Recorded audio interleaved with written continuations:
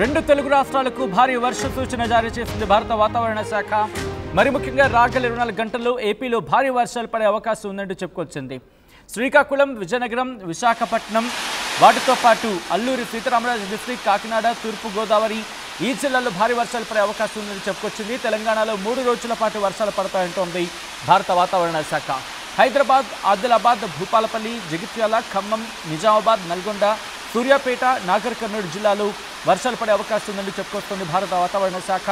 గంటకు 30 నుంచి 40 కిలోమీటర్ల వేగంతో ఈదురుగాలులతో కూడిన వర్షాలు పడే అవకాశం ఉందని భారత వాతావరణ శాఖ సూచనలతో పాటు కొన్ని ప్రాంతాలకు హెచ్చరికలు కూడా జారీ చేస్తుంది. ఈ నేపథ్యంలో భారత వాతావరణ శాఖ ఎటువంటి రిపోర్ట్ ఇచ్చిందనేది ఒకసారి మనం చూసే ప్రయత్నం చేద్దాం. మరి ముఖ్యంగా నైరుతి ఋతుపవనాలు పూర్తిగా భారతదేశ వ్యాప్తంగా దాదాపుగా 95% ఎబో అని చెప్పుకోవాలి, విస్తరించునని చెప్పుకోవచ్చు. ఈ నేపథ్యంలో ఈరోజు 26వ తారీఖు ఎల్లో అలర్ట్ జారీ చేస్తుంది భారత వాతావరణ శాఖ. రేపు ఎల్లో అలర్ట్ జారీ చేస్తున్న అయినప్పటికీ ఇటు ఆంధ్రప్రదేశ్లో కొన్ని ప్రాంతాలకు సంబంధించి రేపు ఉదయం 8 గంటల 30 నిమిషాల వరకు కూడా ఆరెంజ్ అలర్ట్ జారీ చేయడం జరిగింది. ఇక ఎల్లుండు అంటే 28వ తారీఖున కూడా రెండు తెలుగు రాష్ట్రాలకు ఎల్లో అలర్ట్ కంటిన్యూ అవుతుంది, మరి ముఖ్యంగా రాయలసీమ మినహా. ఆ తర్వాత 30వ తారీఖు వరకు చూసుకుంటే కనుక 29న 2 తెలుగు రాష్ట్రాలకు ఎల్లో అలర్ట్ ఉంది. కానీ రాయలసీమ మినహా 2 తెలుగు రాష్ట్రాల్లో కూడా ఎల్లో అలర్ట్ జారీ చేయడం జరిగింది భారత వాతావరణ శాఖ. ఆ తర్వాత 30వ తారీఖున తెలంగాణకు ఎల్లో అలర్ట్ జారీ చేస్తుంది. అంటే 30వ తారీఖు వరకు కూడా ఇటు వర్షాల జాడ అక్కడెక్కడ మన తెలుగు రాష్ట్రాల్లో కనిపించే అవకాశం ఉంది అనడంలో ఎటువంటి అతిశయోక్తి లేదని చెప్పుకోవాలి.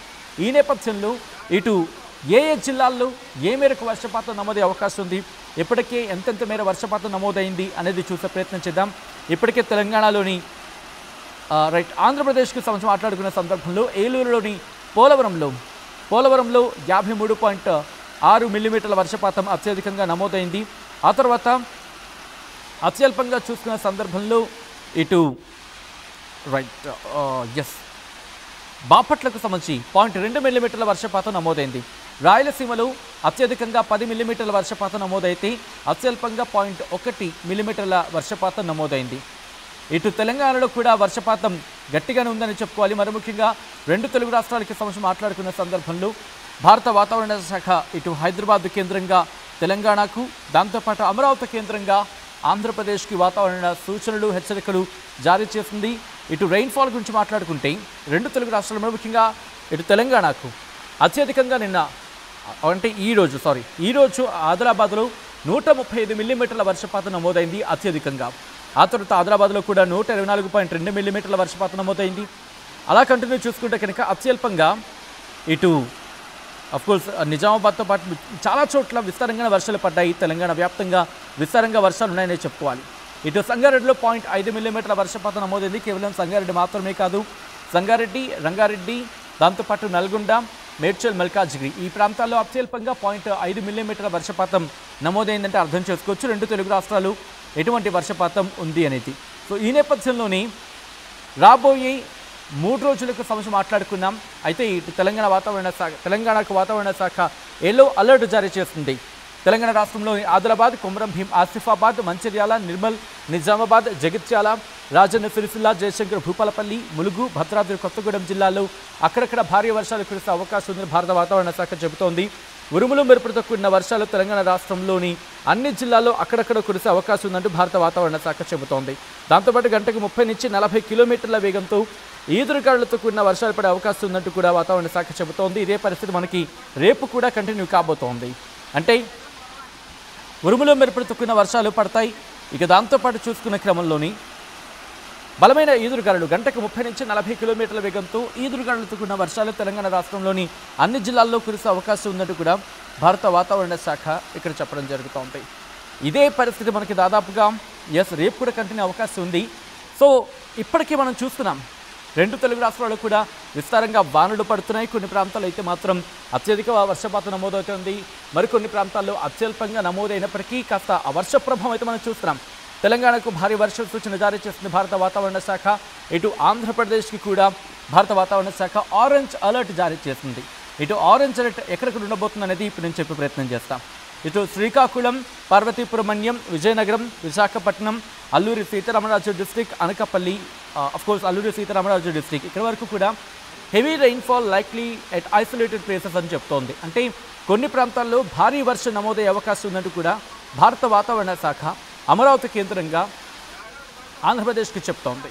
దాంతోపాటు ఇటు Anakapalli, Kakinada, east Godavari, Yanam, Ambedkar Konaseema, Eluru, west Godavari, NTR district, Krishna, Palnadu, Guntur, Bapatla, Prakasam, Nellore, అలాగే Kurnool, Nandyal, Anantapur, Sri Sathya Sai district, YSR district, Annamayya district, Tirupati, Chittoor ఈ ప్రాంతాలకు కూడా thunderstorm accompanied with lightning likely at isolated places, gusty winds with wind speed 50 to 60 km/h likely at isolated places అంటూ కూడా చెప్తుంది. అంటే మెరుపులతో కూడిన వర్షాలు, మెరుపులు పిడుగులతో కూడిన వర్షాలు కొన్ని ప్రాంతాల్లో ఉంటాయి. దాంతోపాటు గంటకి 50 నుంచి 60 కిలోమీటర్ల వేగంతో ఈదురుగాలులతో కూడిన వర్షాలు పడే అవకాశం ఉందంటూ కూడా భారత వాతావరణ శాఖ ఇక్కడ సూచించడం జరుగుతోంది. హెచ్చరికలు కూడా జారీ చేస్తోంది. సో ఈ పరిస్థితి మన తెలంగాణకు సంబంధించి ఎలా ఉంది అనేది ఇంకొకసారి చూసే ప్రయత్నం చేద్దాం. తెలంగాణకు సూచనలు ఉన్నాయి, హెచ్చరికలు ఉన్నాయి.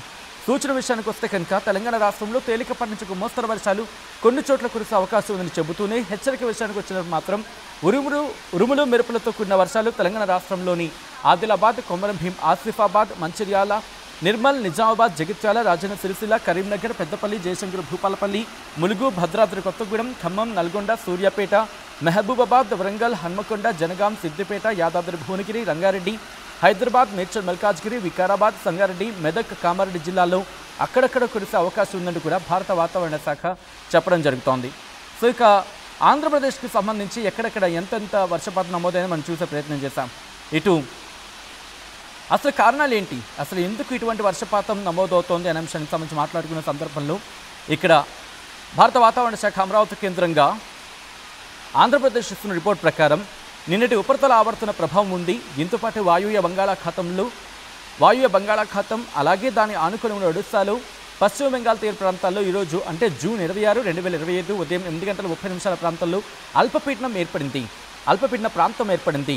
ఇది ఉత్తర ఒడిశా అలాగే దాని ఆనుకొని ఉన్న గంగా తీర ప్రాంత, పశ్చిమ బెంగాల్, జార్ఖండ్ మరియు ఛత్తీస్గఢ్ మీదుగా పశ్చిమ వాయువ్య దిశగా కదిలే అవకాశం ఉందంటూ కూడా చెప్పుకొస్తోంది భారత వాతావరణ శాఖ.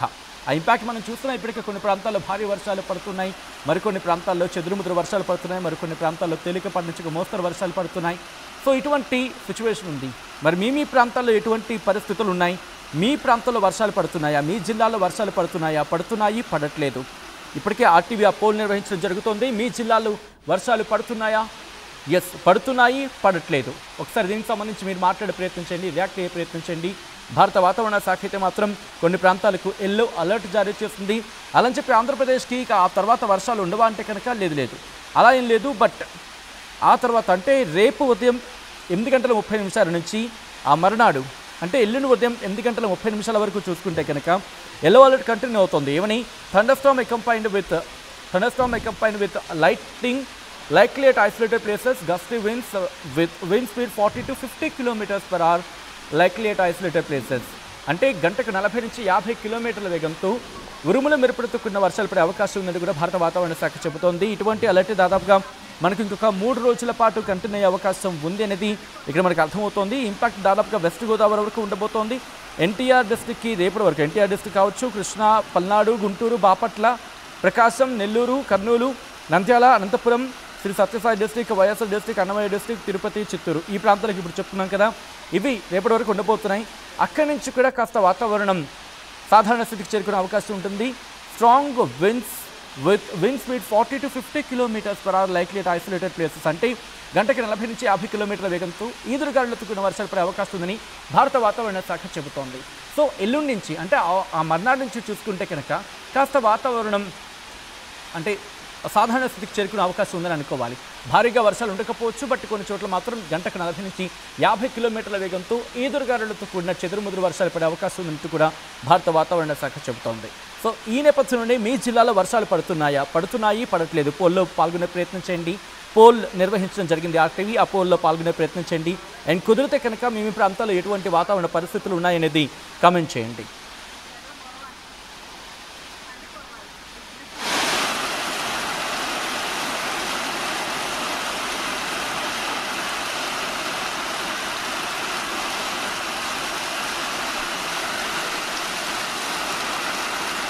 అసలైన తొలి వెలుగు. ఫాలో వాట్సాప్ @తొలి వెలుగు official.